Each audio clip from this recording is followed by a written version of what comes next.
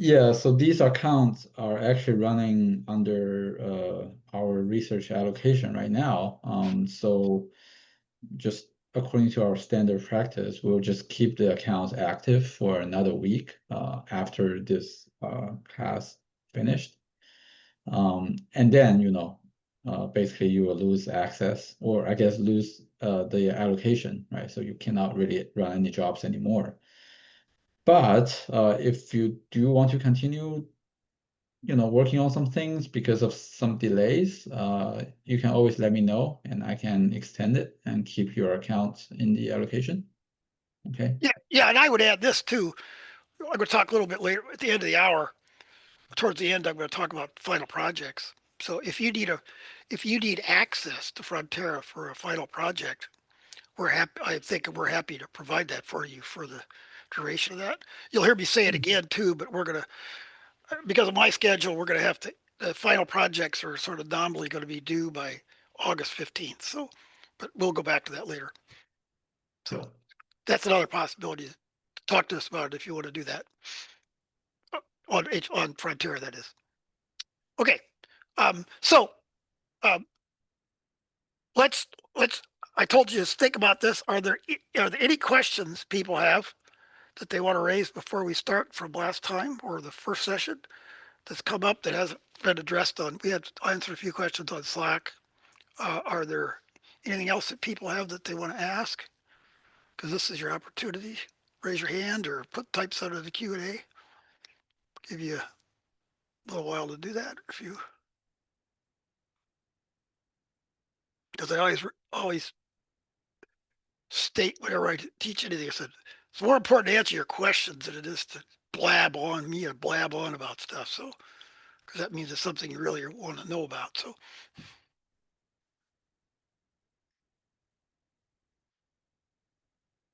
going once, going twice. Okay, 3 times. Okay, well I am going to let me go into this lecture I have right now shortly. So what we will have, topic of today is how MsPASS functions in cloud computing. Um, and let me step back for I didn't make what we're going to do today, but let me just sort of tell you the agenda. Uh, I'm going to give this short lesson, this lecture for maybe 10, 15 minutes, maybe a longer. Yeah, actually, no, it's about 10 minutes, 10, 15 minutes. Then we're going to have a hands-on session using a notebook you've already got loaded, um, working with uh, cloud data access, not to EarthScope, but to the Southern California Earthquake Center. And you'll see how that works. Um, and then I'm going to come back for a little bit. At the end of that, there's sort of some additional things that I hope that notebook will reveal to you. And we're going to have a second sort of set of slides that I'm going to show, and then we're going to have a little bit of discussion about what the ideas of it. So anyway, that's the general plan. So it's like 3 stages. Then after that, at the end of that, then at the end of the 2 hours, I'm going to pass the torch to Sarah, who's going to talk for 15, 20 minutes, and about where EarthScope's plans are for data access through the cloud and what kind of capabilities will be there. Hopefully, there are ideas that I'm going to give you some background about general things about the way the cloud systems work and then you'll be able to understand what she's talking about a little more clearly. So that's our educational hope anyway. So, oh, I stopped here. All right. I got sent you this nasty little article on Wikipedia if you read it, but uh, anybody have a thought about what is your concept coming in about what is cloud computing? Has anybody ever worked with it or whatever? And what are the big ideas? Do you have? It's kind of. I'm just curious what anything you guys got by this point.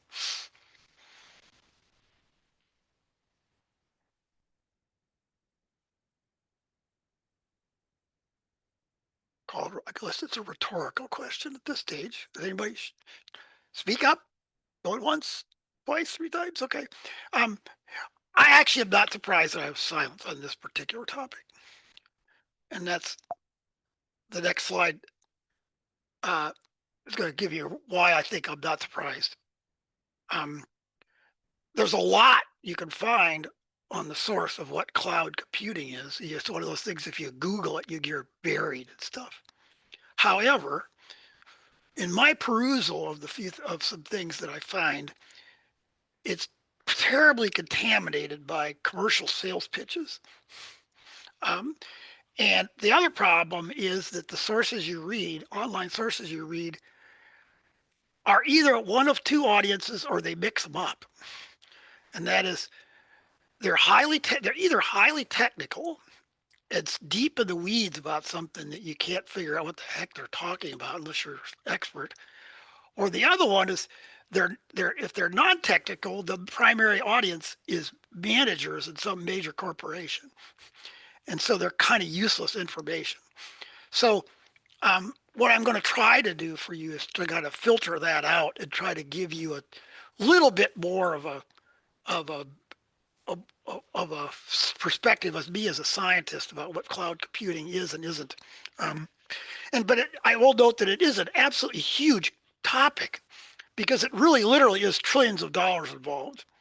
Because cloud computing is kind of the center of a lot of commercial stuff now.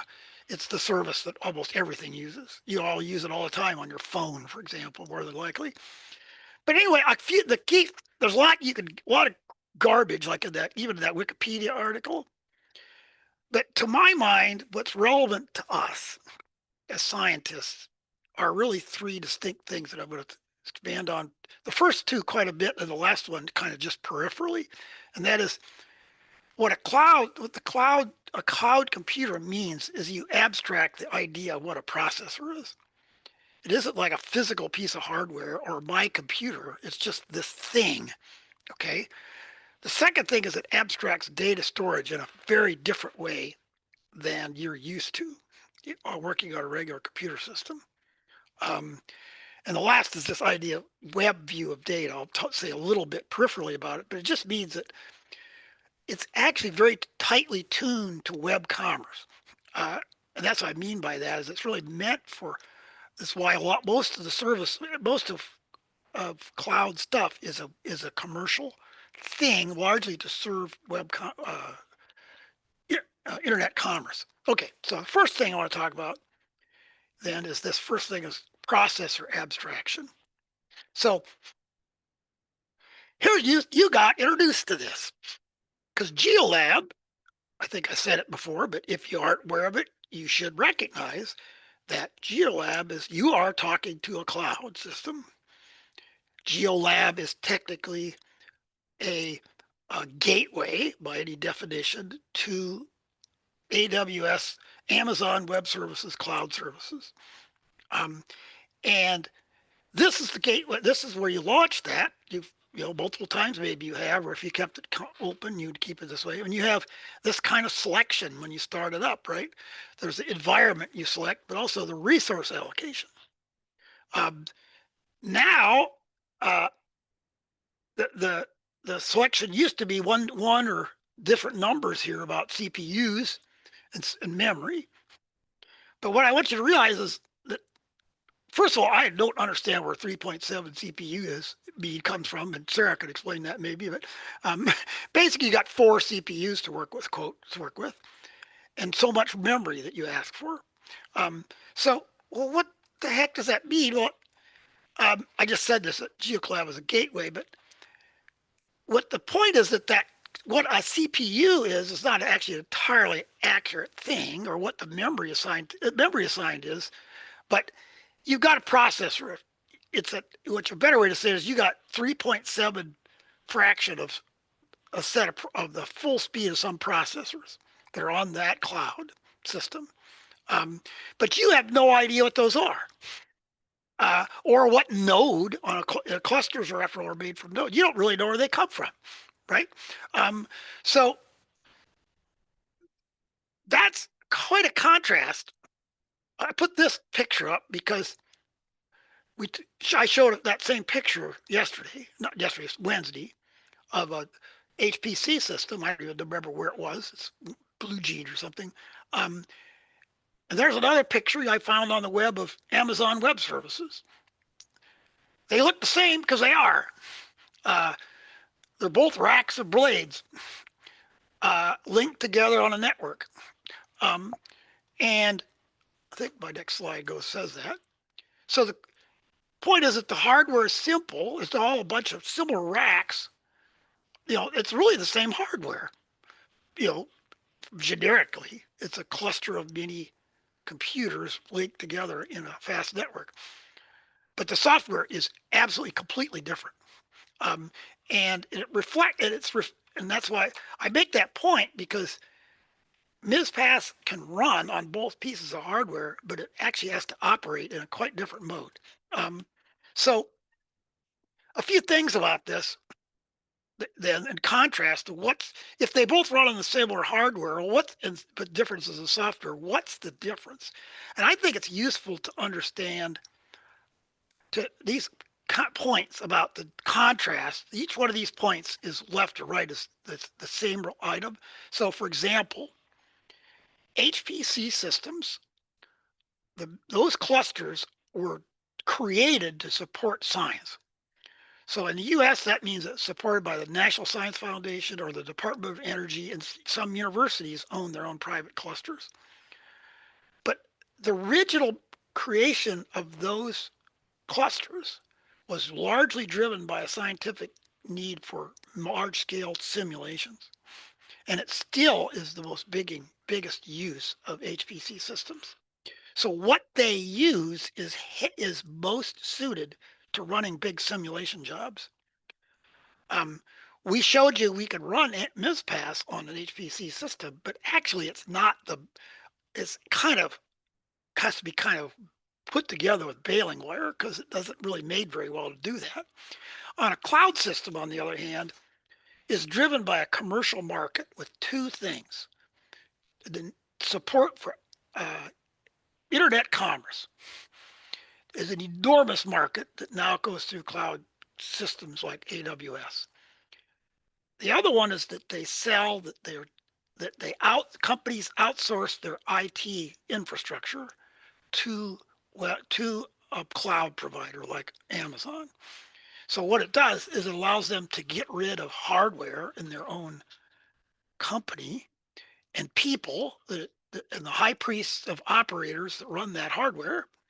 And so it's an economic decision on the part of corporations and big companies. And that's a huge difference in terms of what drives that system.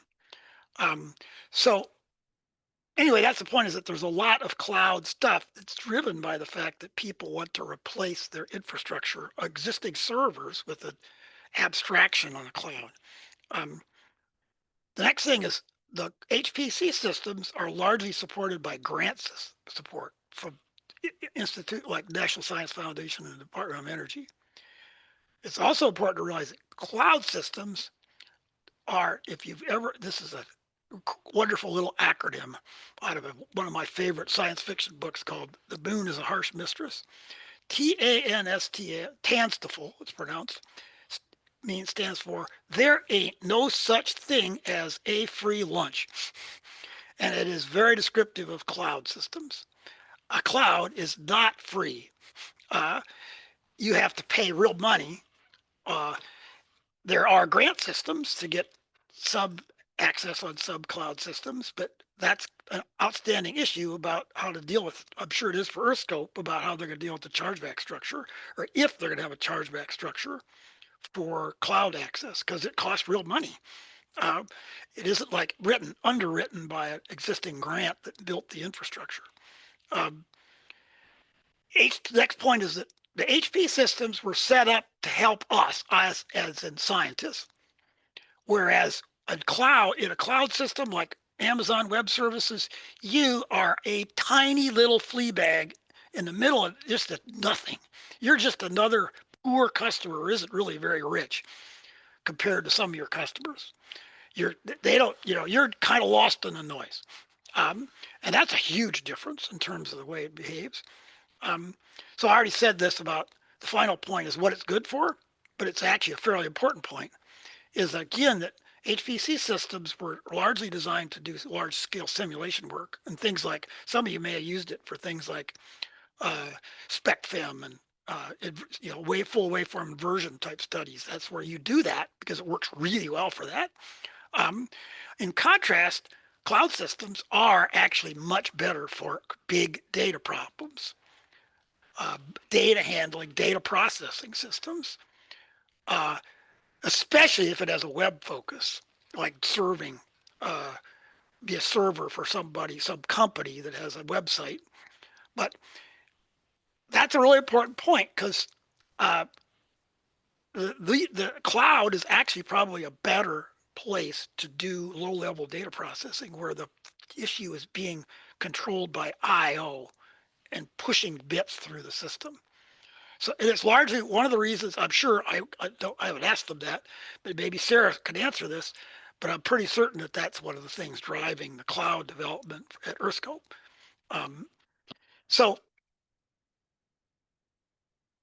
the next thing is about the software, and that is the distinction is that on HPC system, we talked last time about batch processing. The comparable thing in a cloud is a thing called a service abstraction. I'll sure to give you an idea of that in a second, but it's actually critical to what makes it work. It's an abstraction that makes black box. Anyway, we'll talk about it in a second. HPC systems are what you do in a job is you have to be hardware conscious. You have to. We saw that last time where you had to say I'm asking for one node, or I might want to ask for 5 nodes for my job, depending on what I'm doing. But you know exactly what you're getting. On a cloud system, it's completely dynamic. You only have a limit, and it scales as you need it or don't need it. It drops you out. That's one of the reasons it operates can operate in a giant thing like that much more efficiently with lots of small and little tasks running in and out, because things get moved in and out. It actually can use the system more efficiently. Finally, the software components are kind of tightly coupled in an HPC system through something like MPI, which you didn't see me do that, but you were running a process called MPI. You didn't actually run it for the way we did it, but if you have multiple nodes, you talk to each other typically through a thing called MPI. Whereas in a cloud system, they're much more loosely connected. There's just things are connected through an address. So what do I mean by a service concept? We actually looked at that exactly yesterday. In fact, I even stated this.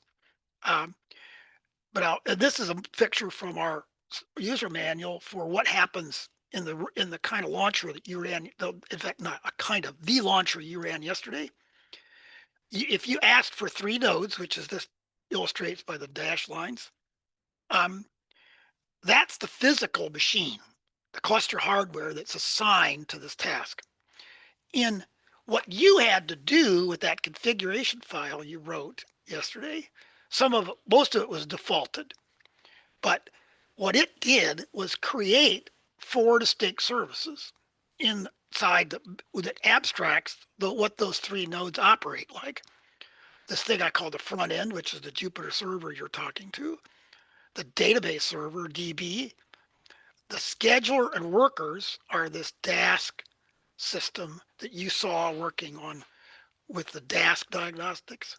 You could see how the work was being sent to the workers, and what was going on. So that pair, the scheduler and worker pool, defines more of like a different abstraction but we'll show that in a second.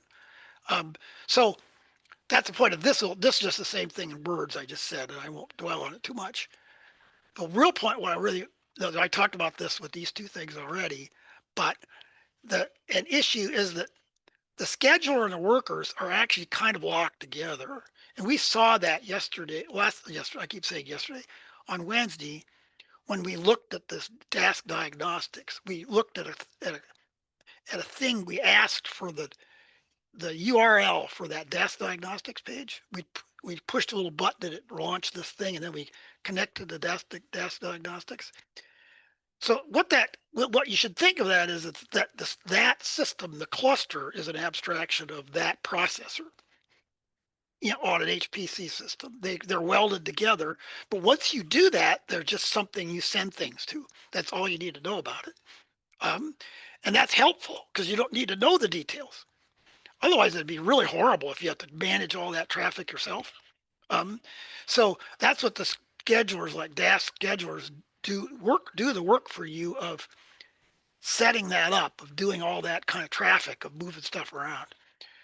Well, that actually operates exactly the same way if you run a parallel job on GeoLab, like we did on Wednesday. Actually, in that notebook, we were running with 4 processors, and you saw the workers were working pretty well. They were doing pretty well.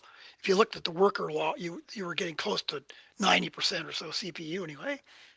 But the abstraction is a little more opaque in the sense that you can think of the box diagram this way, and that is that you're talking to the front end through this is you talking to the front end through with the front end in this case being a Jupyter notebook server. So when you're typing things on GeoLab, that's you in the purple box there to the left, and you're sending data back and forth to the front, and send data to the front end, and it responds. Okay, um, the front end in this model has to operates. I'm missing here. Where's the database? I don't have it. That's just a mistake.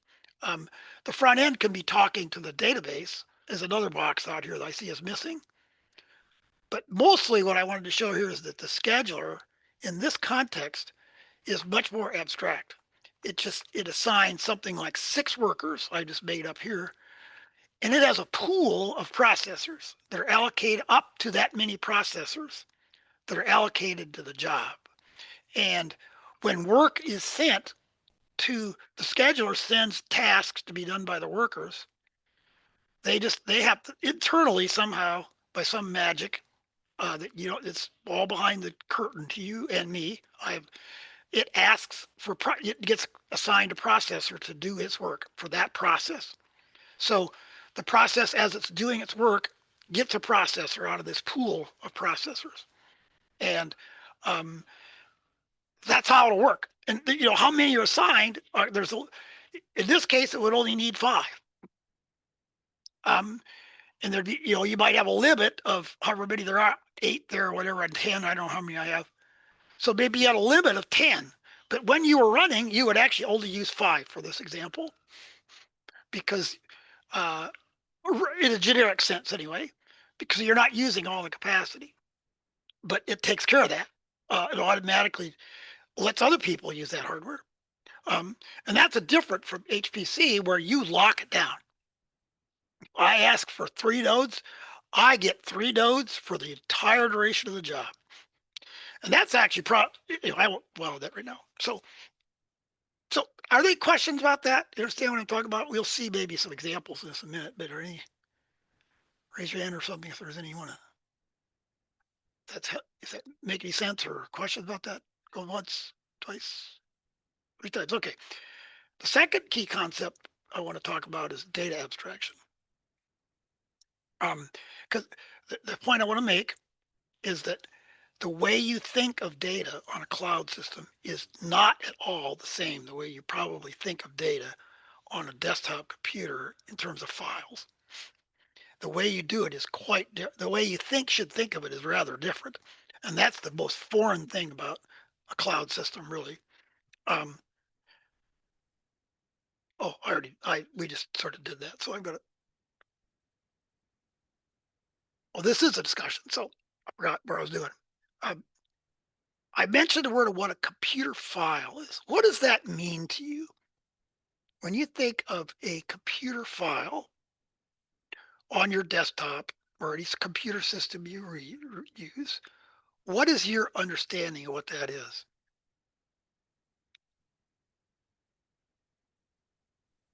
Where information is stored? Very good answer. That's exactly right. It's where the information is stored. Now the question is, how it's stored? What is it about it that you have to know? to do anything with that information. How to access it? So you have to be able to access it. And then what next? The format Program of to the use? The information. format, right? So that's the basic idea of a computer file, right? Is it something you say, you got it all, right? You open the file. In Python, you say with, open, or whatever usually. Then you read from it, and then you typically close it. That's the life sequence of a computer file. So that's pretty much what it's another way to say it is it's actually just you said it exactly the right answer first. It's a where you store information. It's a blob of binary information that you have to take apart with a reader to be able to make any sense out of it, but it's just a bunch of bits. So next question, it'll return to that in a minute. Next question is, what's the word file system mean? Like the Unix or Windows file system? Something like a directory that's holding all the different files? Perfect answer. Exactly right. So you have a directory structure. That's what Unix invented, by the way. Well, older days, that was that was one of the major innovations of Unix. Is the what now everybody's familiar with a directory structure of a tree structure that describes how the files are organized. So perfect. So now I'm going to go back and revisit that a minute and let's think about how we generalize that, because it's important to understand that about what happens in the cloud. So I referred to this a minute ago, but a computer, I just gave you a nation here. It's a bunch of data. You said almost exactly what you said. It's a bunch of digital data stored and external to the running program. That's the only thing I added, is that it's on some other device. It's not right in computer's memory. So what you do in I/O is basically map that data somehow into memory to be able to work on it, the computer's memory, because it's too slow to get it otherwise. You can't wait for it. You load it into memory through some kind of a programming API. That's a universal statement, like read CSV, whatever, read a Fortran read statement, one line at a time. Those are all API application programming interface calls that allow you to take apart the format and take the bits apart and turn them into something that you want to use in memory. And it almost always, there are actually some rare occasions where you don't have a format to crack. There's unformatted I/O if you're a Fortran programmer, but or just raw moving the bits in. That's the fastest form of read writes. But normally there's some kind of API or some kind of a read format. This is exactly what you guys said. You have to format. You have to crack this thing, right? So I'll state this for the first time. All those things are exactly done in the cloud, but they're all done totally differently, except for the last. The way you get data into memory is quite different for S3, like we're going to use in a minute. But the formatting problem is exactly the same, because what you do is you move data into memory, then you have to crack what's in it and turn it into what you want. That part is independent of what you do. But the first two, the one about loading into memory is different for the cloud. So so a file system, it's important, it's informative to understand some things here about why it is the cloud does not use a file system in the normal sense. A statement of what a file system is. It's just what you guys said. It's a system, but I say it a little bit more abstract, generic way. A system for organizing computer files. Directories that are used in the Unix operating system are a way to do that. But it's not the only way it's used today. It was actually born out of the then new technology of magnetic disks. Goes back 40 years, almost 50 years. The first version of Unix was invented in the mid 70s, like 77 or something like that. I don't know how many years ago that is, a long time ago. And it was done to organize the data on disk that you could get to it in some more rational fashion. because the older systems were really awful. Yes, and as the disk got bigger and bigger, it became harder and harder to manage that data. So the Unix file system was actually born from a Honeywell invention, but that's a side issue of the way to do that through a tree structure and directories.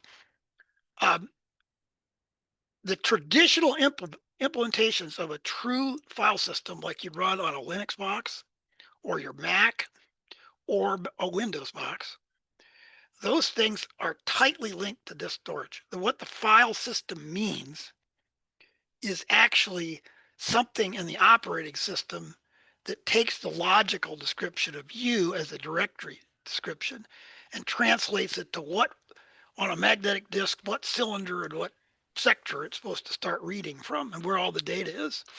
On a SSD, it's like what address it is or whatever, you know, where you find it. Okay. And the operating system takes care of all that in the magic of that way under the hood. Okay. But you should recognize that some on really big systems, it's been true for decades that really large disk arrays don't use a file system in the traditional sense. It's simulated. So you used one yesterday on Frontier. I'll talk about that more in a second. But Iris actually goes back even longer than that. I think when they first, I was on the Iris's data committee back in the dark ages, and with some of they used some of the earliest organizations of data were simulated file systems where the data was actually on tape. The leaves of the file system were actually files on a physical tape. And it was a big deal back then to try to make it work efficiently. That's all gone away with giant mega disk arrays like we have now.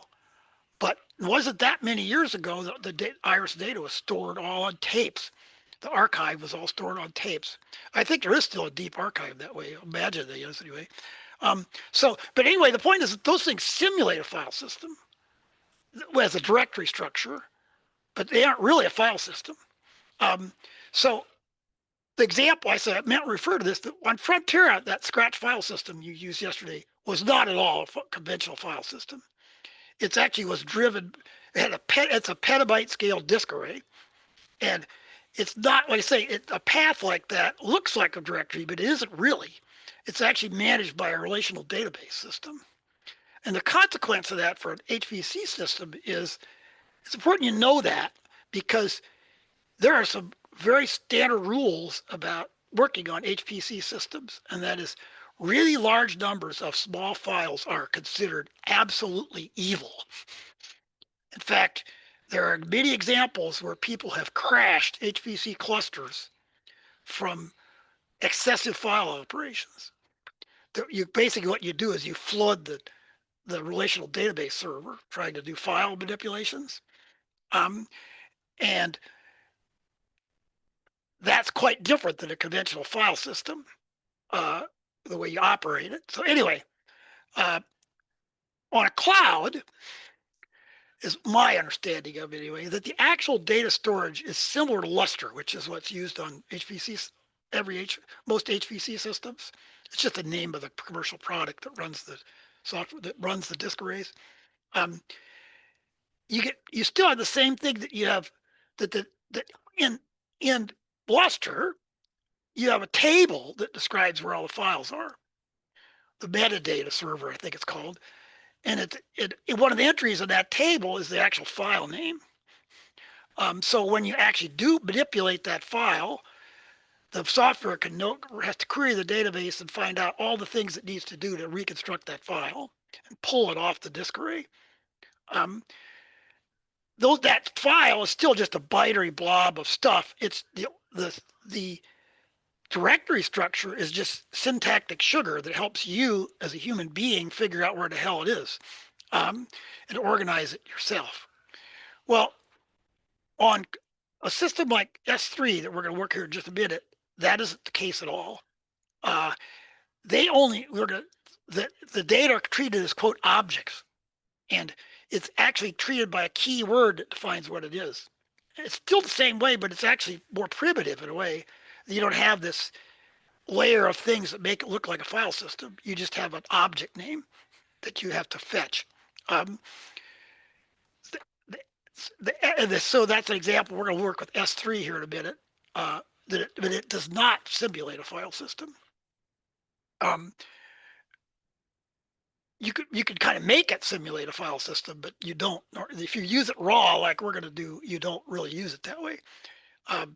So I would just point about the cloud storage like this is you probably use it many times every day when you play on a phone, a modern smartphone or a desktop computer, because they're everywhere. Cloud storage systems are ubiquitous now as underneath a lot of software and apps. But today we're going to focus mainly on simple storage service, this S3 thing from Amazon, which is where data is currently available on the cloud for our community, and will be, and what EarthScope is, one of the access methods for EarthScope will be unambiguously, and Sarah can confirm this, I hope, will be S3 storage. So, so we're going to work today with Southern California Earthquake Data Center data. The Northern California Earthquake Data Center also has data in an open repository as S3 and S3 storage on the cloud, on AWS, on Amazon Web Services. And EarthScope's data is like, Sarah can fill us in, is going to be there shortly. Okay. So the best way we can understand this stuff is to go through this stuff in this notebook. We're going to do in a minute. I'm just about done blabbing. I keep talking too much, but you teach that many years, you get that way. So there are these key concepts I wanted to get out of this, and I'll just repeat these several times.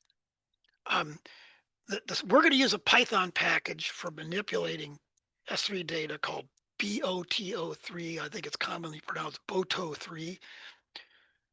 There's a concept in S3 called an S3 bucket. The bucket, you should think, one of the ways to think of it anyway, is that the bucket is like the top layer of a file system, the slash position in a Unix file system, the root of where you start from the path. It just means the target of, or on a traditional Windows, the C drive or the E drive. That's a bucket. It acts like the bucket simulates that same concept of a group of data that all is bundled together. They all live in kind of the same home. An object in S3 is directly the same thing as a file. It's a binary blob that you can retrieve by its name. It's just you don't use a file system way to do it directly. It's all done by a unique key, which defines what that file is. And what we'll see with the Southern California's data center is the key is actually like a directory name. It actually is done as a convenience. I think maybe that's my next slide. Okay, no, that's a different thing, but I'll come back to that in a minute. You should realize that MsPASS's design was shaped by some of these modern concepts. And it's one of the reasons why I would have preached that, why it's important for you to learn MsPASS, because it is right now the only game in town really to work effectively on cloud and utilize it more effectively. At least, anyway, I'll come back to that.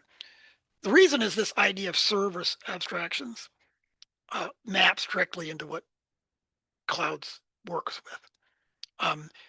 And the data abstraction approach, the way our readers work, plug right into this. So we have a prototype in our database object that could read S3 files directory. We're not going to use that today, but there will always be something like that in MsPASS as this system evolves. And it's containerized, which is an essential with what's called a Docker container, which we've all sort of run across.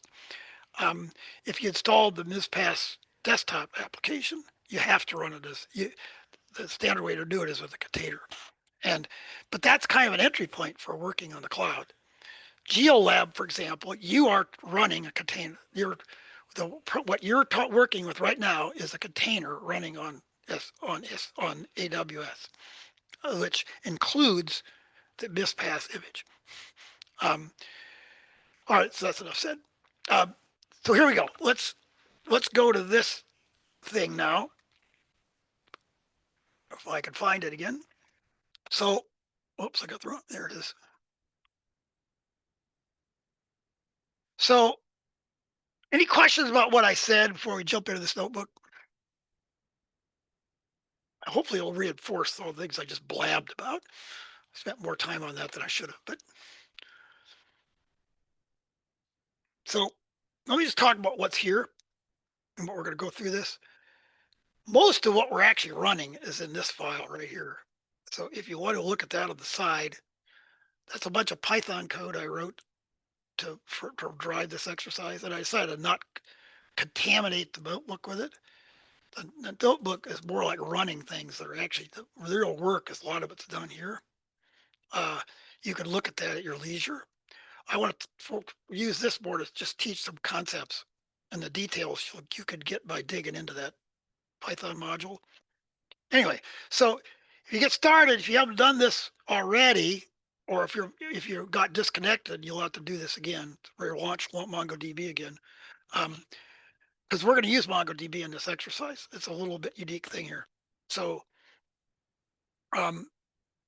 that's just words about what I'm going to do. Let's talk about. You can go back and read this stuff later. I already said a lot. That's just echoing things I said in the lecture a little bit. So I said that already, but we're going to be looking at data from the Southern California Earthquake Data Center. That has some consequences we'll get to at the end of this exercise, but this link will get you to, well, I'll show you. This is SCEC's page that describes how this works. So that's a good, useful reference that you can look at your leisure. But SCEC recommends a package called Athena or something like that, but you could use MsPASS using guidance from this notebook. Okay. One of the things I put in the Moodle site, by the way, was a paper we have in press that was looking at this issue about performance of cloud computing.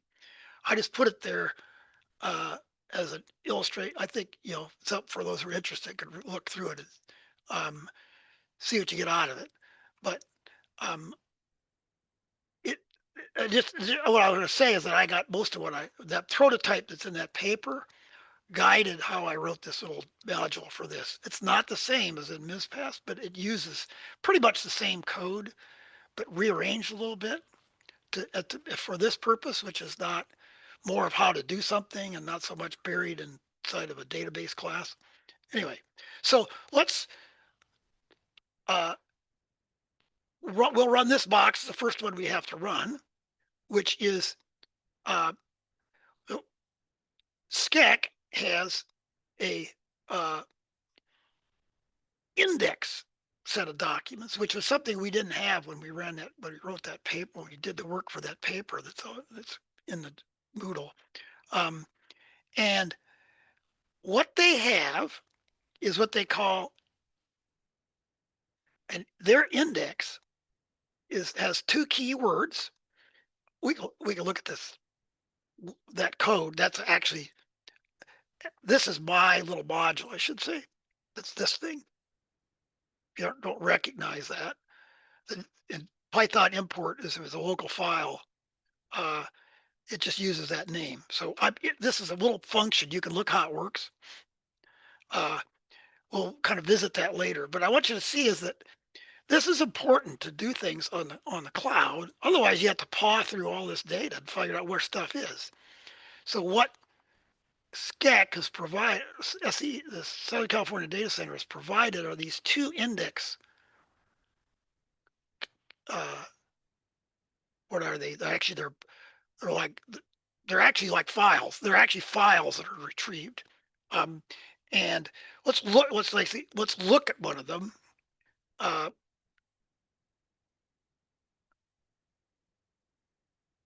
What they are names like this.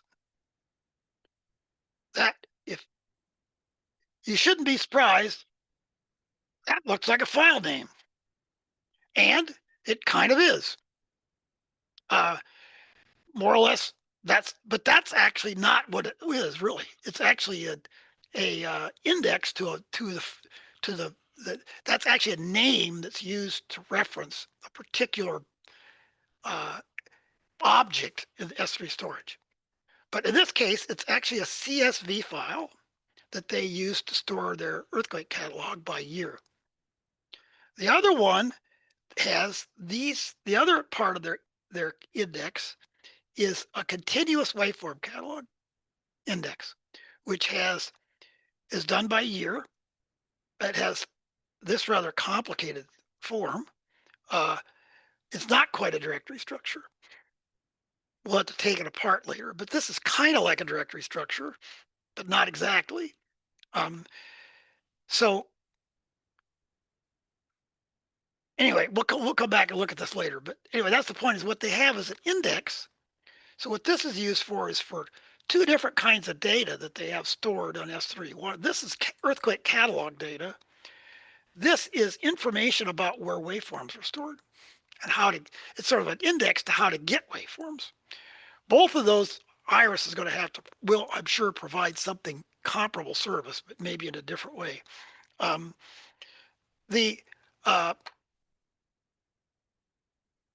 Let's run this one, which runs a little, let's look at this idea let's look at inside one of those. Okay. Or actually not. I try to back up a second. What I want to do, these things are difficult to paw through because they're just a list of things. So what I did in this little module was, well, I can use MongoDB to store this index. It's a nice illustration actually of the flexibility of MongoDB in a research environment to do something completely different. Okay. This only took a few minutes for me to do this. But so there's a little function there if you look at the module called cat key to doc. All that what I did here is what this does is run that function, and then another one called WF key to doc. So what you see if you compare these, that's what this was. That's what I retrieved here. That was its key name. But what if you now retrieve, if you take the contents of that and you convert it to this with some reformatting, it's actually more or less taking that same information but just reorganizing it a little bit. So for example, the catalog is pretty straightforward. There's a file name equivalent, the 1932 catalog. These are just things I added that say that it's an earthquake catalog. But here I had to basically take this name apart and say, well, that's kind of a weird string of information. What does it mean? Well, what it's conceptually is, this is the file name at the end, a CSV file, but what it is information for year 1999 and day 169, because the data is stored by day files. Maybe that's nonsensical, but that's presumably how SCAC originally stored all their data. It still does, maybe on a sub server, as day files in a file system. But what I'm doing here is basically taking things. What this thing did was take information out of these two weird strings. This is just looks like a directory, but it tells you this 1932 data, and this weird string is what you use to find the index for day 169 of 1999. But the reason I did that was, what I'm going to do is now put that information in a database. I'm going to open the database again. And I'm going to run this little thing. It's going to run really fast. But what it's doing, it isn't that fast, but it's going to actually go out and get all those things and write entries in MongoDB in a collection called WF index. Well, these names. One's called S3 catalog index, and the other one's S3 waveform index. That's just a name I picked out. So what's in those, I inserted documents or dictionary data in these formats. And why that's useful in this little example that I just made this up. This is, you'll not find this anywhere else.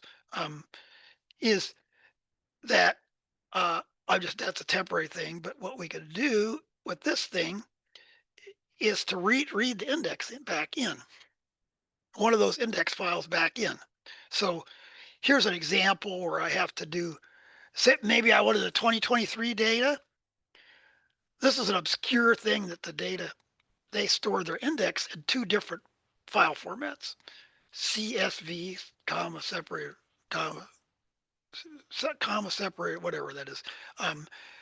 C, comma, whatever. Anyway, on another weird format called Parquet. Both are just two standard ways to hold tabular data.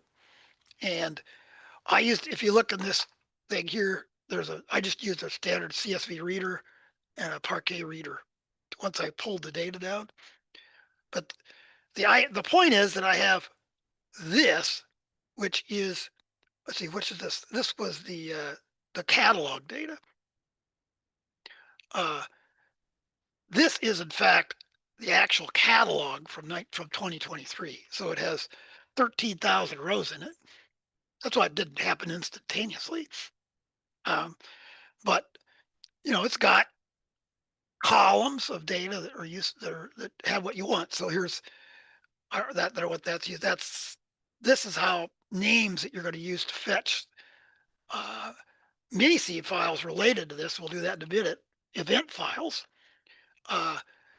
This origin time of the event. There's a latitude, longitude somewhere, latitude, longitude, depth, standard earthquake catalog stuff. And what this next part will do, so say, well, what do you want to do? Let's just do something to show as a demonstration here. This is a pandas data frame. We could drive parallel processing from this data frame. There are ways we could do that. I don't have that in this workflow, in this notebook, but that's one of the things you could do with MsPASS is you could take that data frame. If you wanted to process all those events, you could drive it from that data frame. So you could run something 13,000 times processing event files in the outer parallelization. But anyway, in our case, we're going to do this, just some play games with it. So we're going to select the largest events. We asked for how many. This is a data frame syntax or pandas syntax for a subset. Let's say let's find all rows for which the magnitude attribute, which is this one, where was it? Mag. That column is greater than 4.5. So I got 2 back. There was where was that field? There it is. There was a 4.8 and a 5.08, 5.08 in 2023. So what I want to show you is that can drive a form of processing with event files. So one of the entries that's in here, you see this, is the prefix combined with the MS file name can be used to build the key for the object that corresponds to the event file for a particular directory, for a particular event in the SCEC catalog. So there's the Berkeley catalog, Northern California has a very similar structure. It's just different, but they have something similar to this. Let's just look at the structure of this. So we're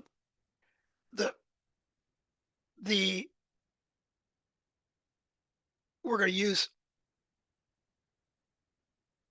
this incantation, which comes right out of the SCEX documentation, there's BO203.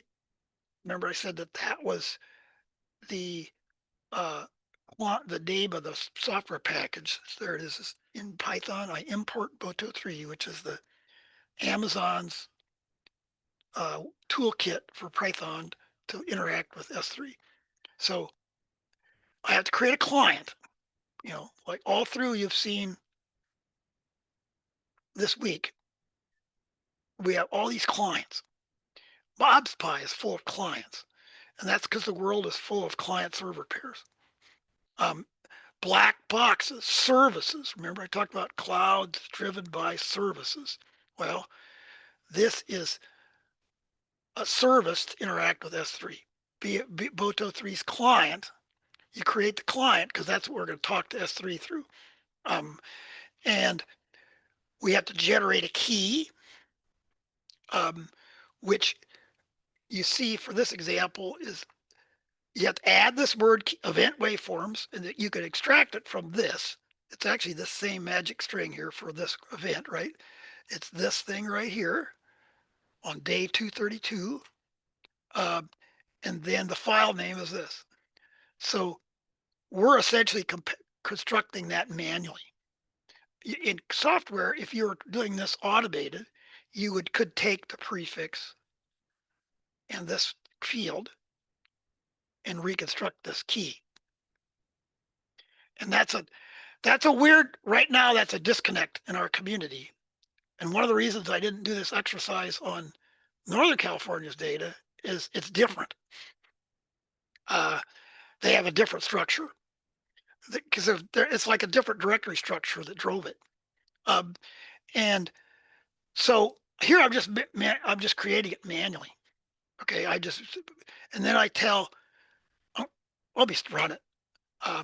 And so it'll run for a second, but what it's going to do is run, it says get object. You have to refer to the bucket name. That's the magic bucket name for the Southern California Earthquake Center's bucket, PDS, SCEDC-PDS. I have no what PIPDS stands for. Key 3, that's the key we just used here. So it says, it's like saying on the file system C:path. But the difference is the C: is called the bucket, and the path is not, just could be anything. In this case, it looks like a directory name, but it isn't really. It's just a magic string that accesses that name in that bucket. So once you read it, this incantation, or actually this strange thing, it creates this OBJ thing. In the weird syntax of this, you have to run this weird incantation, which I don't honestly totally understand it. Basically takes and turns that and loads it into memory. Those two things together are completely locked together, and I honestly don't understand the difference, but they have to always follow each other. And in our case, what it did is created an image of a mini-seed file. You could take mseed content and write it by a raw binary write, and it would be a file in mini-seed format. In our case, what we're doing is using MsPASS mini-seed reader right here with this weird incantation of io.bytes io blah blah. That's actually in SCEX documentation too, but we have the same construct in our database reader. It's basically telling, it's like it uses the concept. It's a reference to what you find in the documentation called a file-like object. If you'll see here anyway, it doesn't matter. This is a typical example of modern APIs that you can treat them. They're kind of like an incantation. I always like to use that word because this is really an obscure set of lines. But what you need to realize if you want to use this is really not that hard. You have to call get object. You have to do some version of this to extract the contents of the object, which has a bunch of stuff around it, I think. And this content, I guess, is what's pulling out just the image of what the data is. the object, I think, has a bunch of metadata with it that you could use for other purposes. It's kind of my understanding of it. And then this line is what is OBSPI's reader that will take, you use the same construct anytime you read a mini-seed file in OBSPI. You load it in memory first, and that's all it's doing. So anyway, so how long did that take? 5 seconds to read that file. Actually, I don't know if I can find out how big that is. Anyway, I don't know how many bytes that was, but that was reasonably quick. But 5 seconds, not exactly nothing, right? So, and this just tells you, this is using OBSPI's. There's like 4,400 traces in there. There's 4,450 time series object. If you turn it into time, which we're going to do in a second, there that much data in there. So, but this is a MsPASS thing that you can run very quick for converting a OBSPI stream to the MsPASS's internal data format, which I talked about earlier, was needed for their parallel processing more effectively and use MsPASS functions. So the name of the function is this stream to time series ensemble. So we now have that just repackaged. And what this little thing will make a plot of it. The first, it's like we did before, that with 4,500 things there, we would, this would be black if we tried to plot them all. So I only plotted the first, 15? Okay. So read my questions here. It's time for a break, actually. Why don't we take about a 5-minute break? I threw a lot at you. Kind of take a break or whatever and come back and think about it. Then let's talk about some of these things that are here from about what we've seen, and you can ask questions. Okay, so in 5 minutes, come back with questions, comments about what you see here, what you're befuddled about, and so on. So, all right, we're back. So first, I think before we do anything else, before we look at those discussion questions I have there, let me ask first if there are any questions about something I covered here that you want clarified or confused by, or talk about some more.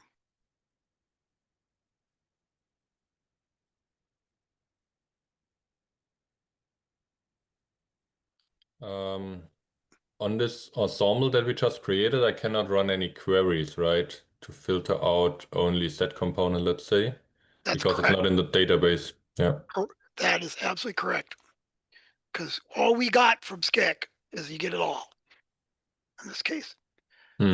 See, if you go back, that's a really good question, because what we got, we requested that file, which was a bunch of mini-seed file data packaged together. And mini-seed, you can stream, you can have a contiguous file of gigantic size, and every time it breaks, a station name, net state channel, or time breaks, it'll make a new break. The OBSPI's reader will. Most mini-seed readers will. That's what happens. It comes back to you, as I say. That's a really good point, because this line, get object, it's all or nothing. You can't get it's the atomic size in this particular example is an event file. Yeah. But when I convert it in the next cell to an ensemble, I could generally write that into the Mongo database and then retrieve it and filter it with queries, right? That is absolutely correct. That is exactly one of the points. That's actually, you're getting into one of my questions here. You're actually you're answering one of the things, right? Is that's actually exactly one of the things I was fishing for.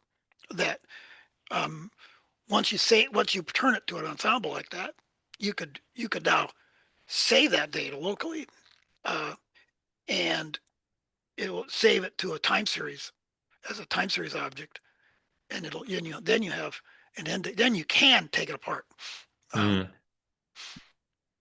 So Okay, thanks. so that's a good point too. That's also so this is a prototype. If I didn't say it, I want to emphasize it. It's a prototype. It's an example from SCEX data center, but it's probably going to, Sarah will comment probably later, but it's one of the models you always are going to have is event files, a service that will provide windows into in either time windows or event-based windows. If there's a fixed size for a frame, which you're around, it might be variable start times or just a fixed time window to capture events. And I know for sure that discussions that she can expand on this, but this kind of model will be part of EarthScope's archive as well soon, I believe. But anyway, so any other questions or what you want to? Anything? What about these? So you this actually the first question is a little bit different. That's actually about sort of what's going on some of these other things here. But how would you, if you wanted to actually work on a large amount of data like this, you wanted to process all of Southern California, all SCEDC's data, how would you organize it?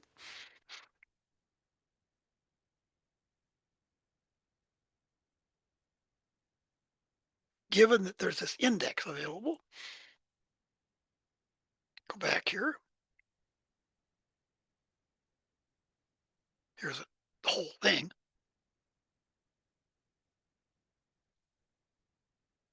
Any thoughts on this?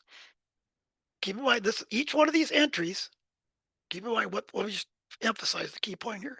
Each of these entries in this index have a file name or or actually an object name that you could reconstruct from prefix MS file name. But it also has earthquake information in the same row.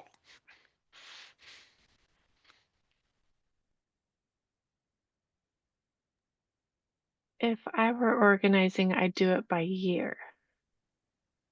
Yeah, well, this is already organized by year, but you could actually go more than that. You could just read it all.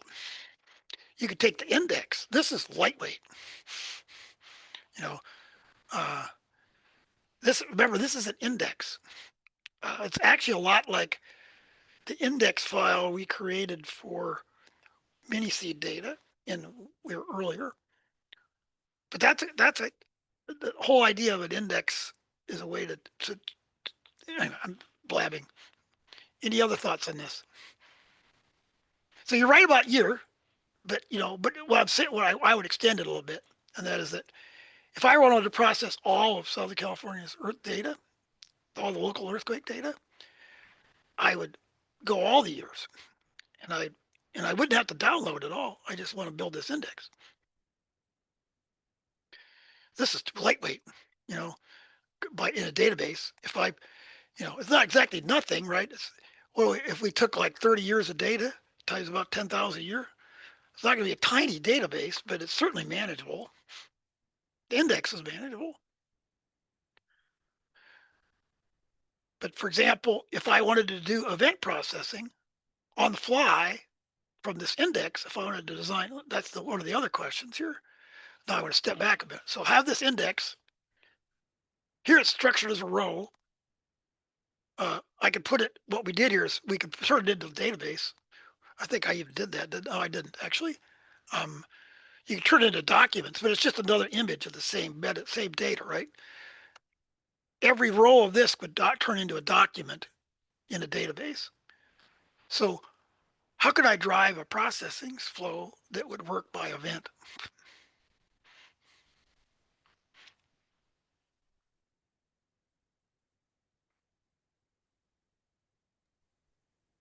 Well, isn't it linked with the event ID number? So each event has an ID. Yes, right, exactly. In this case, though, you don't even need that. The index, it's already here.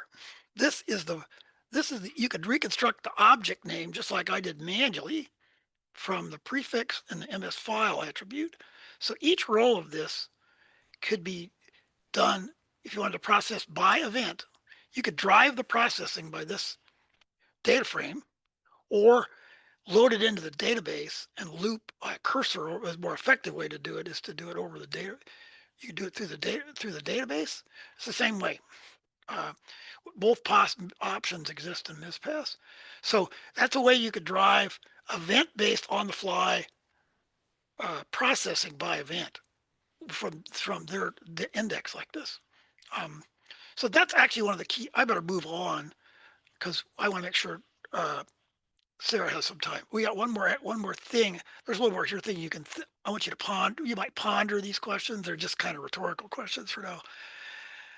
The other critical thing, kind of data that people will want is continuous data, and that's why Southern California Data Center provides it, an index to it. There are actually two definitive examples that people will commonly use that with. One is to carve out teleseismic data, because regional networks like Southern California Earthquake Center don't routinely keep teleseismic event files. So if you were doing something like what we did on Frontera, run something like a receiver function job, we'd want to get into the continuous data archive and carve out what we want. So we'd want to run a job that would, well, we're going to do that in a second. Okay. And has some different problems, but the other one is if you in this group doing so-called ambient noise correlation, that's another definitive example. The continuous data you could read in the continuous data, and you have a day's data, and you can process it one day at a time, or do a continuous loop through a series of days. But anyway, you really want the continuous data. So how do we do that? Well, let's just run this little box. What did I do? Well, here's an example. Here's the Tohoku earthquake, I think it was. Is that what I did? I think that's what I forgot what I did. 2011, yeah, that's the Tohoku earthquake in Japan. And so I just hard coded in the origin time. I looked it up. So I say we want this time. This just tell us that information. This is the origin time, or what we're going to go after. So this little box, I think I want to start running it. Yeah, I'll talk about what it's doing. It takes a few seconds to run. This is what I'm going to call. Well, I created this thing earlier, the index to these data, continuous data. So what I did in this case, I'm going to query my index that I stored by using the year for the year origin time of this year, and the day using MsPASS UTC date times thing. So the Julian day of that origin time, and I have to use this obnoxious thing because the format of it is a Parquet file. So what this is doing is finding that thing. It's going to make, this is turning, this is things inside this thing again. It converts that to a Python dictionary. And, or let's see. Yeah, no, it returns a list of Python dictionaries. We can take that. You can take that. It's kind of a implementation detail. But what I'm doing is taking the index table and converting it to documents, a list of documents. And then then I go this loop over those documents. And I'm going to call this function, which is also embedded in there, the S3 MC reader. Is it still running? I think it is. No, it's still running. It takes a little while. Let me look at that one. It's S3 MC reader. Index reader. There it is. If you look at it, it's a lot like what we just did earlier. Only this time, it's driven by this document. So it's going to create, it can create a client if it needs to. It takes from the index the key value that was stored in the index. It's constructed from that. It's essentially the object name for S3. And so what we do is the bucket is frozen where it's defaulted as Skex bucket, their bucket name. And this key we pulled from the database. So essentially our index that I created the object key names in a form that we could then paw through. In this case, it's like one station at a time, one station channel at a time. So then we have this. This is exactly a similar read sequence that we saw before. Exactly the same, except now we're reading day files. Say get object, get the content by this body attribute of the object, and then you call MsPASS reader, and then I should have shown this we did that in 2 boxes before, but there it is again. And it returns it as an ensemble because sometimes day files in fact, they frequently get broken up. It's a long story about details of continuous data, but anyway, so that's what this thing was running. I think it's probably done by now. Nope, still going, which is a lesson, right? This is 1 day of data. So how's it going along here? Warning. Oh, this was exactly the point I made. If there's a data gap, the day file will get segmented. And sometimes if it's got a large time tier, it'll segment it. So it's going to grind along, but that's pretty much, we can keep it on what it finish. It's still going. So where are we at on time? Yeah, I'm going to stop here pretty soon. Let me go to here quick. I want to finish this up quick. Well, that's running.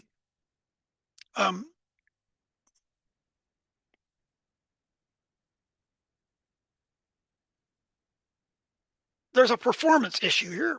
You see how long that took for that continuous data? There's a lot on this topic about performance for this. Let me skip this stuff. We're going to run on. But I think it's important to realize something here on this log scale that I have here, which is that what's going on here is the time it takes to move that data. Why that's taking so long? There's a lot of bits being moved there. Now, there are orders of magnitude. One of the things you need to realize is that different parts of the I/O system and this kind of thing have orders of about 4 orders of magnitude right here from different ends of this. Current generation Earthscope web services is less than 1 megabyte per second transfer rate up to SS solid state disk today that are over 1 gigabyte per second, tens of gigabytes per second transfer rates. There's a huge difference in the way that behaves. And it also makes a difference about latency. And that's a fundamental problem in this particular workflow. And that is, since I'm running, I don't have a lot of time left. Let me just talk about this instead of tongue. We're taking data transfer times that are on the order of it's taking about a second per one of those events. I know that because we did a lot of trials from the paper that's on Moodle. So downloading one of those day files takes about a second. And we were running that serial. So that's why it's taken so long, because we were asking for like 1,200 of them or something like that. So it's going to take a little while. The reason that's a latency problem, but it's also data transfer type.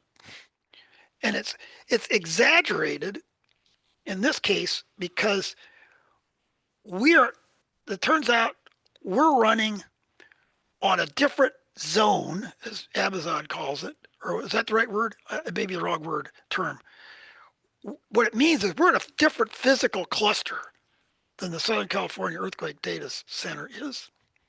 So our paper that's in this on Moodle was running at one end of the connection was at TAC, and the other end was SCEC's data center.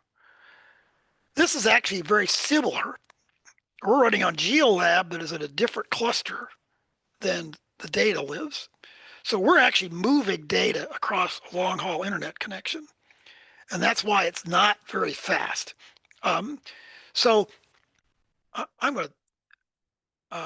just going to leave these for you. These just show you this. Let me do this quick, then I'll give it to Sarah.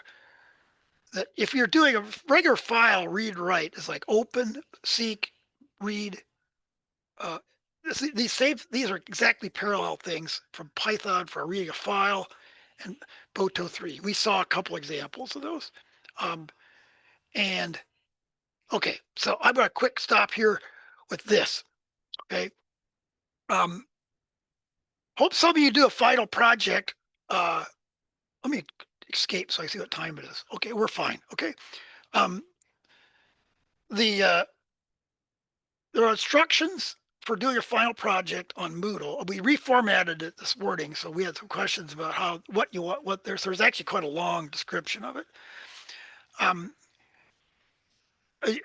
want to get. I'd like to ask that, and actually all assignments are there's kind of a closing date for all the work, the homework in Moodle, to be done by August 15th. Just because I'm going to kind of be out of the loop for a couple of weeks after the 15th. But all I'm asking you to do is define a problem and do a little prototyping. I don't want you, don't get too carried away. Don't expect anything. I just like you to use it as, it's a good way to cement things you learned here, hopefully. It doesn't need to be it doesn't need to be complicated. Just try to some little thing. I give you some examples you might start from, but if most best things are things that build on your own work that could access data you might need for interest.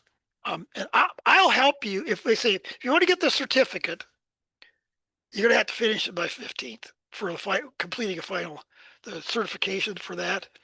But I'm willing to work on you after August 15th. Just send me email or communicate. I'm not much of a slacker, I would try to use my email for that. And the last point is that let me show you that actually. Don't ignore this notebook. When you're done, you're to be a good citizen, when you're done with this course and you're not going to revisit the material in this course, follow these directions to remove all the debris you just created, because you created quite a bit. It's like, I can't remember that, maybe Sarah will tell us, but there's plenty. Each of you has created quite a bit of data, and the accumulation of all of you is quite a bit. So I'm going to stop there and maybe I think maybe I'll pass it on to Sarah, and then we'll have a final question and answer session maybe at the end. Is that okay? Because I want to make sure to give Sarah enough time. Give up my share.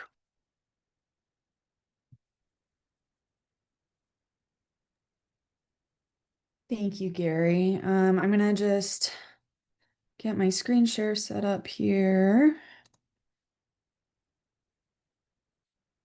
Alrighty. So my name is Sarah Wilson. I am a cloud developer advocate at Earthscope. That means that it is my job to help users like you make transitions into the cloud, and also to help ensure that the cloud materials and configurations and architecture that we're building are what the community actually needs and wants to use.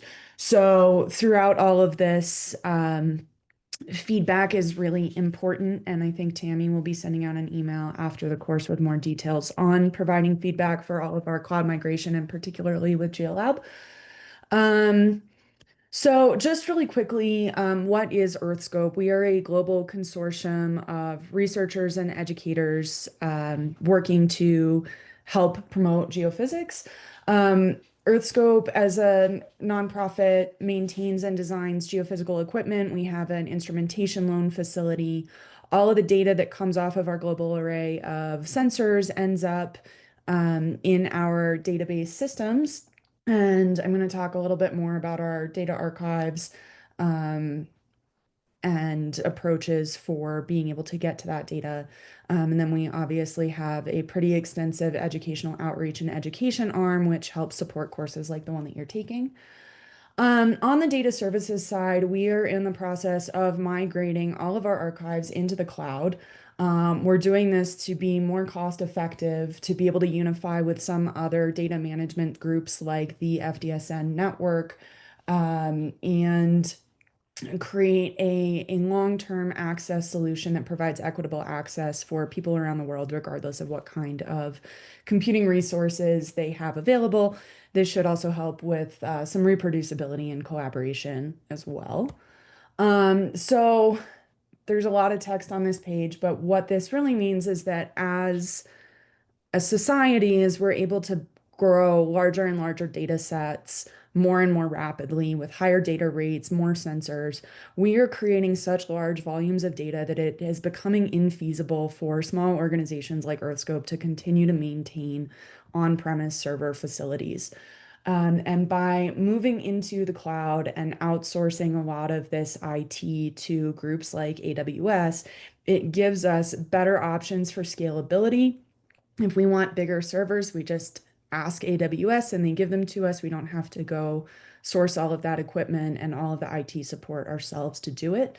It also creates much better durability and maintainability. We don't have to be keeping an eye on disk health. AWS just updates and upgrades everything in their system. And that means that the robustness and the reliability of the data is orders of magnitude better than what small facilities like ours could reproduce in an on-premise facility. The day that AWS loses their backups and their equipment goes out is going to be a really, really bad day for the whole world, not just for us. So it's not a problem that we really worry about. One of the other things that moving to the cloud is really giving us is this ability to move to analysis-ready, cloud-optimized data sets. And so this is that concept of the S3 bucket and sort of removing the file type concept and creating data that can be streamed in byte streams much more efficiently in much more consistent formats across all of these different facilities. As a user, it means that you maybe only need one username and password to access a really broad variety of different data types across different facilities. It also gives us the ability to maintain some backwards compatibility with ways that people currently get data. Sometimes that means reconstructing old file formats from these blocks of data that are in more of a bucket byte form. And again, this is all designed to plan for future scaling as we continue to accumulate orders of magnitude more data, and then to operate under fair data principles to create more accessibility to a broader range of users. What this means directly for EarthScope, we are in the process of migrating several on-premise data facilities into AWS. We currently have about 3 petabytes of data, and that is growing really rapidly. We have thousands of GNSS sites and over 200 seismic networks that are contributing to this data. Many of those are live streaming, and so it's real-time data. And then on the access side, we're getting millions of requests per day, and users are pulling down more than a petabyte of data per year. And again, we only expect this to keep growing. And so what does AWS do for us in this context? It's not just a storage platform. It also provides over 200 other services that let us manipulate data in real time with real-time streaming. So tools like the Shake Alert, the California Earthquake Early Warning System, leverage some of these real-time processing and streaming services while data is moving through the AWS ecosystem. It gives us an incredible flexibility in how we manipulate data and serve it and store it. And AWS is launching new tools, it seems like every hour. So lots to keep up with on that front. But really what we're trying to do with this approach is remain domain agnostic. So we do serve a lot of seismic data. We also serve a lot of geodetic data. And those data formats are continuing to grow as things like DAS and SAR data become bigger parts of our repositories. So what we're trying to do is maintain some consistency in how we catalog data and metadata, which means it'll be easier for you to do some of this searching of data through a catalog without necessarily having to build your own index. And then using tools like GeoLab or your own AWS account to directly access those objects in the repository, instead of having to go through a tool like MsPASS or a system in which you're downloading from the cloud to then re-upload it into GeoLab, which is a bit like what the example you just did with the SCEC data of transferring it over the web, to be able to just access it on a supercomputer located directly adjacent to the data is really the goal, so that data is not moving across the internet, to allow for that in-cloud data processing. So if we just kind of shift this diagram over and look at what that really looks like, that in-cloud processing is GeoLab. We're building this as an intention to be an on-ramp and introduction to cloud computing, a platform where a lot of the configuration and account management nuance is under the hood and not something you have to worry about. You just log in and you have this platform that you hopefully are familiar with from other IDEs and programming interfaces. So you're already experiencing that. And again, the goal is to really increase the training, knowledge sharing, and ability to get into the cloud without having to learn all of the nuts and bolts under the hood. We are still in the process of doing all of this in order to really fully transition to the cloud. First of all of our data has to be in the cloud, and all of our data has to be live streaming to the cloud. Currently, all of our seismic archive is backed up regularly to AWS, but the live processing and live streaming into that system is still in progress. There are also a lot of nuances with our authentication system. Earthscope maintains a large amount of data that is restricted, meaning only certain users have access to it for certain periods of time. And so we have to maintain a username and password authentication to ensure that we're enabling access to the people who are allowed to have that data. And a lot of our GeoLab features and training and documentation are dependent on that data being more directly available in the cloud. So a lot of this is still in progress. So far, we've really focused on GeoLab as a platform for courses like the one that you're in right now, but we are gradually opening it up to more and more uses. So as I said, that depends on finishing lifting the data to the cloud so that we have all of that data adjacency.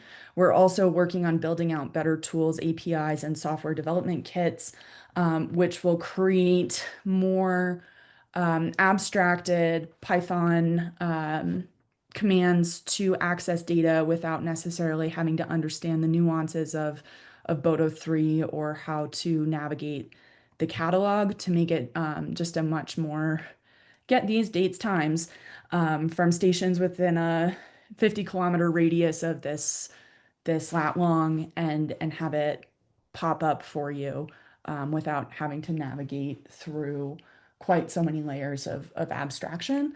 I'm going to talk more about the Open Data Program in a second. We are also in the process of getting out more cloud training. We have, hopefully you guys have all looked at the the documentation on docs.earthscope.org for GeoLab. We are continuing to build that out. We are adding a bunch of additional tutorials and more advanced topics and offering additional live sessions, planning on running a workshop at SSA next year. So encourage you to keep looking for those. And then kind of the final stumbling block is that the cloud is not free. Earthscope spends an awful lot of money on moving data, maintaining data, and offering cloud compute is incredibly powerful, but it can also accidentally end up being incredibly expensive. And so we are working on setting up better guardrails for resources like Dask gateways and GPUs to ensure that we don't have runaway expenses, which is why we have been a little bit more gradual in rolling this out to the whole community, so that we can keep tabs on who is using it and for what purposes, to keep those costs a little bit more in control. We do intend in the coming year, most likely, to offer cost tiers. So there will be a free tier to GeoLab that will offer some basic amount of processing, which would be appropriate for some tinkering, some pilot testing, some small experiments, and then depending on what additional resources are needed, having some costs associated with that. The AWS Open Data Program is an incredible offering from Amazon Web Services. This is the program that the SCEC and Northern California data are hosted under. What AWS is doing is they are offering a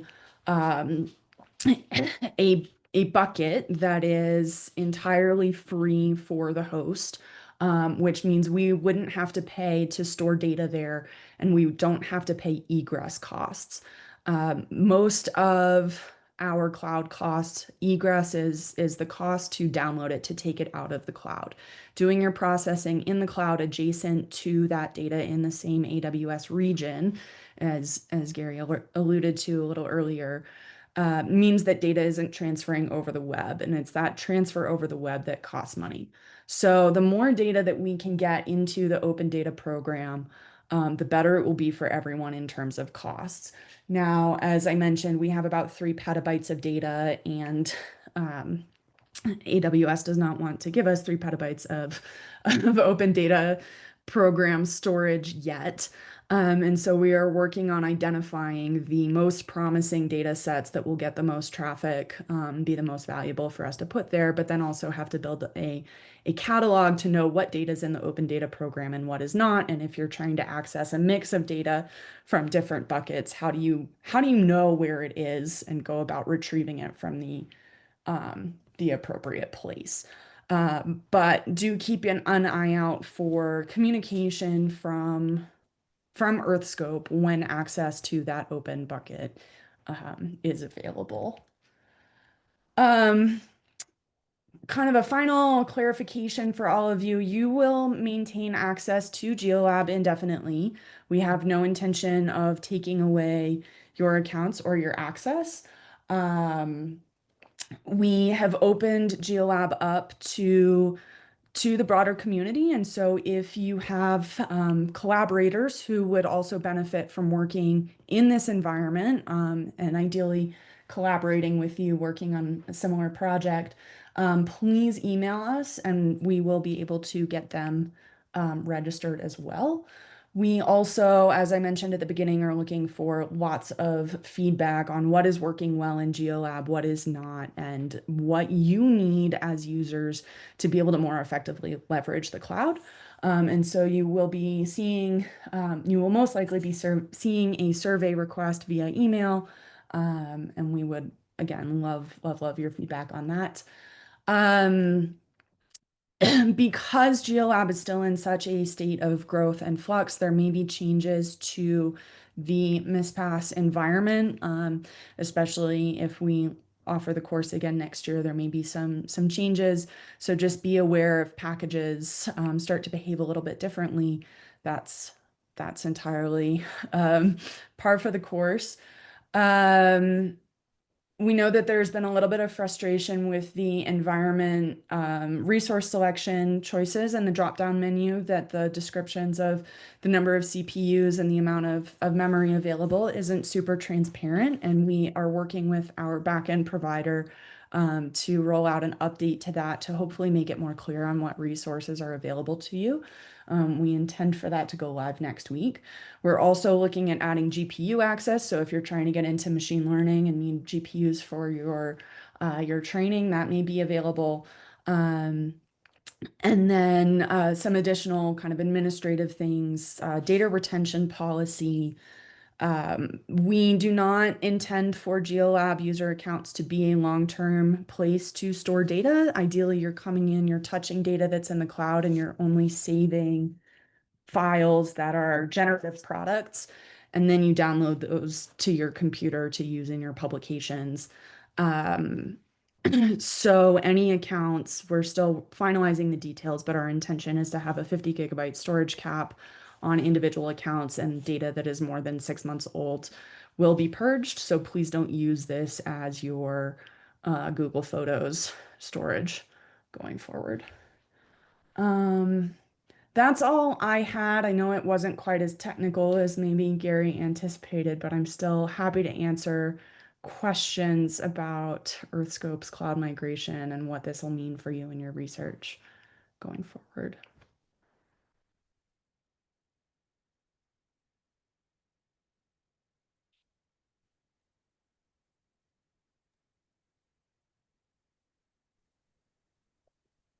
I certainly have a question, which is, I know you have some data in S3 buckets already. There's a barrier there is authentication? Is that the problem, basically, at the present?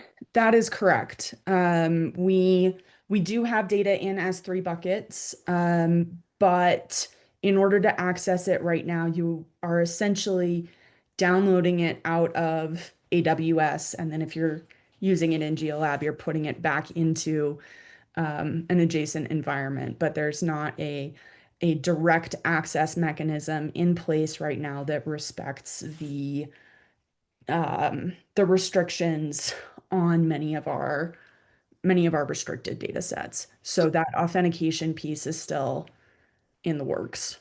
Do you have timing? Do you know the difference in performance? If we had been running, I didn't do the tests. Apparently, Northern California data is local to where we're running GeoLab, whereas I hit Southern California because I already knew how to do that. So do you have an idea? Can you give people an idea of the difference in performance you get from being at the local cluster versus a remote connection like that? I mean, it'll be exponential relative to the size of your data set. There's still that small amount of overhead in creating the client connection, but the more data you stream, the less that overhead will account for your access. That's But it should be orders of magnitude faster. That's the point. Is I wanted to make that point because I think I didn't say it clearly enough. I kind of breezed by that because I wanted to make sure I gave you some time. That test we ran that you're running too for Southern California data is actually, their timing is very consistent with what is in our paper, where we ended up pulling stuff from all over. But as you say, it could be, that's what was my picture. That's why I showed those speeds of devices. If you're local, it could be many orders of magnitude faster than that. And it'll make all the difference in the world. So there's a model, the model of locally processing on GeoLab to beat the data down is, that's our conclusion of our paper, is that's got to be the way people have to do this, that they have to, anyway, we have some hands up. Yeah. Oh yeah, thank you very much for this information, the update. It's great to hear that we will have access to GeoLab indefinitely. That's great. Is the same thing true for the Frontera, at least until the 15th of August, if we want to do a final project, including HPC? Is Ian still here? Maybe you came in late. Go ahead, Ian. Yeah, we kind of explained that at the very beginning. So you will maintain access for another week. And then yeah, and then if you need the longer access, you can always ask me to extend it. Okay, thank you for clarifying that. I would have a second question, maybe to Sarah, more philosophical one. As you're moving your data all to AWS, and that's a private company, is there any concern? I think you gave that a lot of thought, that they will put it behind a paywall or like increase the costs in at some point in the future to all that data that was more or less collected by the community as well?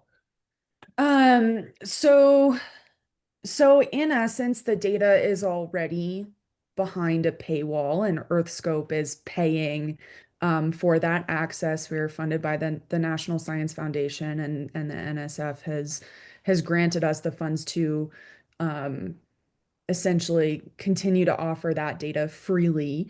The AWS Open Data Bucket is also a non-paywall guarantee, but we don't know how much data or how long they will be willing to maintain that. Mhm. There have been no indications that that the open data bucket concept is going away, and I don't think anybody's ever seen evidence that once data goes into that program, it gets taken out. But at the end of the day, this is still a much more cost-effective, scalable solution to hosting it ourselves. The costs associated with maintaining an on-premise data facility, having to pay the power and all of the hardware resources to run massive server racks and keep up with the maintenance on our end ends up being much more expensive than what AWS would look like.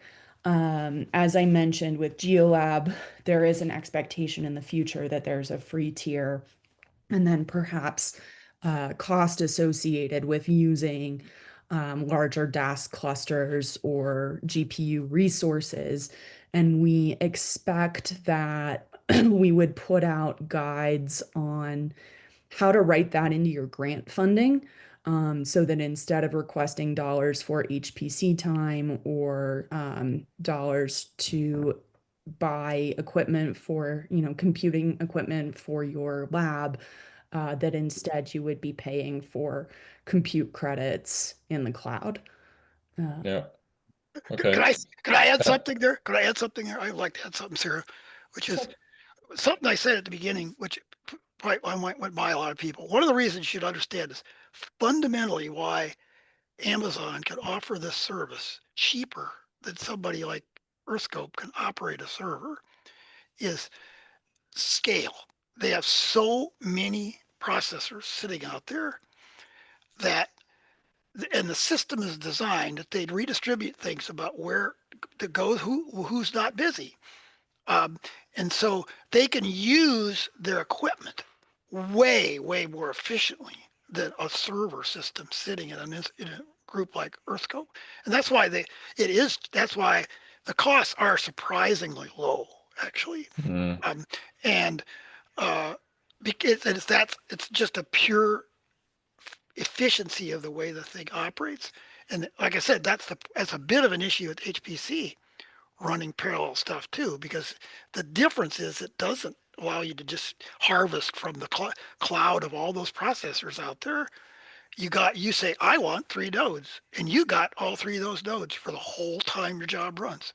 That works great on a simulation program, but look at any of these workflows we ran this week, and you'll find cases where part of the time it takes no work at all, but it might take a long time to do it. And sometimes it needs all the CPU power you can throw at it, and it's limited by the CPU, and it waxes and wanes. And so on a cloud, that kind of thing is automatically taken care of. Whereas, like I said, at HPC, it's all or nothing. So Yeah, no. Yeah, I totally get the point for the cost efficiency and also the scalability.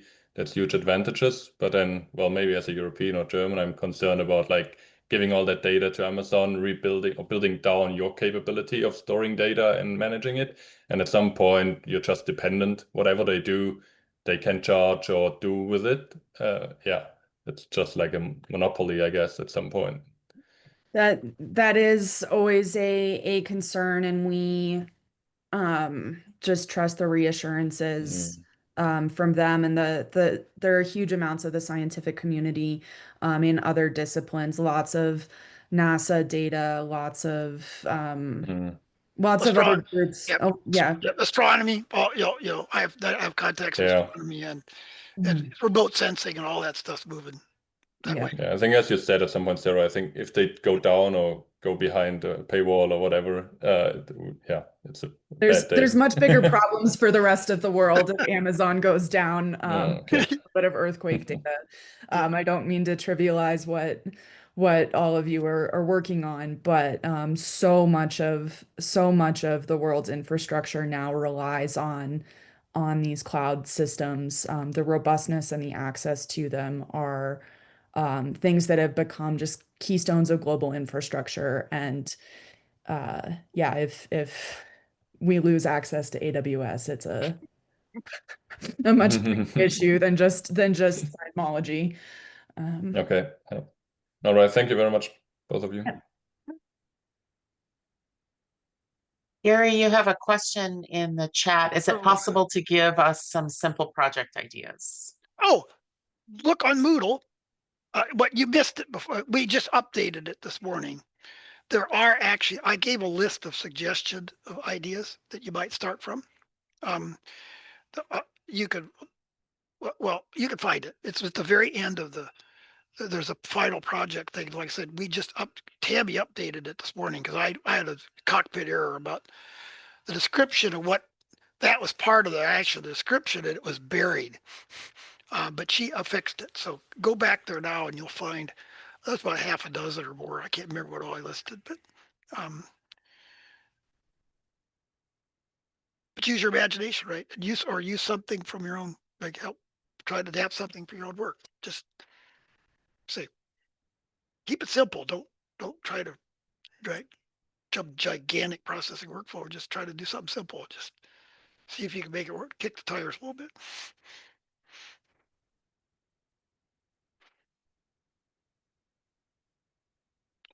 Tammy, do you have any closing remarks about procedural stuff for the class or certificates or anything like that?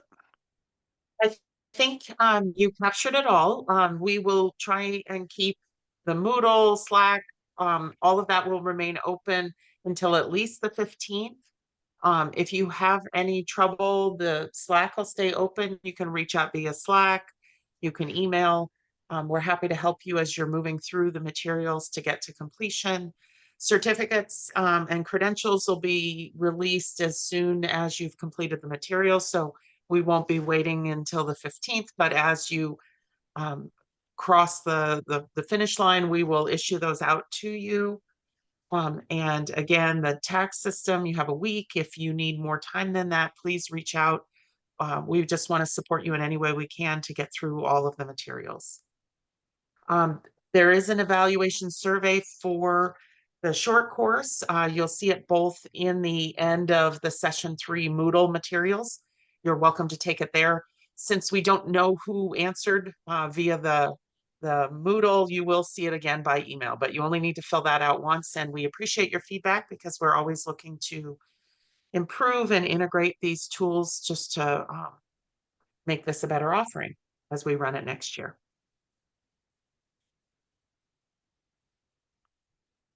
All right. Well, I get this as instructor. I guess I get closing. Thank you all for bearing with me, the old guys, occasional rantings or whatever. But I hope you got something useful out of it. And I also reiterate, as an old man with retired person, I'm happy to help you out with things. Contact me. You got my email, pavlis@iu.edu, and I can try. I might say, well, I don't have time, but I probably don't. I probably will have time because I want to help you out. So don't be strangers. So, okay. Otherwise, I think we could call this call. Okay, we're clapping. Okay, thank you. All right. So sayonara. It's been good. You've been a good class. I hope you enjoyed it. So I will see you around, I guess. Okay.